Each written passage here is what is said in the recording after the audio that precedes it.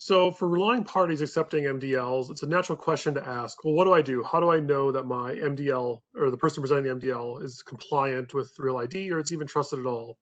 And the natural answer might be to look for the gold star compliance mark on the phone. Next slide, please.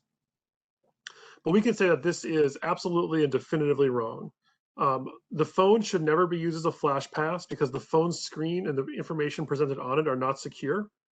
Fake apps can easily be made to duplicate the appearance of legitimate MDL, and there's no way for the relying party to visually authenticate that the data being presented is accurate or true. Next slide. So in the case of MDL, the data has to be passed over a secure channel using a means of cryptography to protect the data being passed from the mobile device to relying party.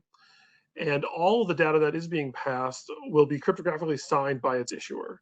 This includes things like full name, date of birth, the real ID status, and even the image itself should all be cryptographically signed by a trusted issuer. Next slide. So once the relying party gets these data elements from the MDL holder, they can go through a process of verifying legitimacy of these data elements. The first step is to verify that the signatures are correct on all the data that's being checked, computing the hash and verifying that the hash data is contained within a trusted and valid mobile security object, which has been signed by an issuer public key. And again, it's very important that as a relying party, you only accept data that's being generated and signed by issuers you trust. It's on the onus of the relying parties to know which states they're going to trust and which states they're not. Particularly for MDLs in the early stages of the ecosystem, this will be very important. So I'll say that again, only accept data from issuers that you trust. And then finally, to verify that the person presenting the data to you is the rightful owner of that data, you need to verify that the issuer has a signed facial image that matches the person standing in front of you.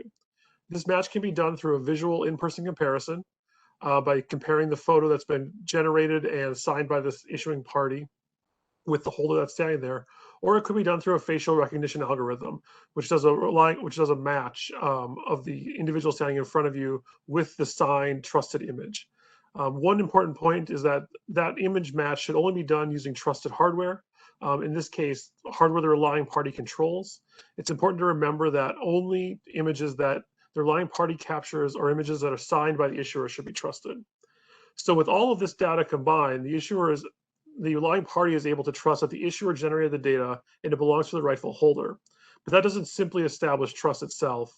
And so I'm going to pass this on to Arjun to discuss how trust is established for this ecosystem.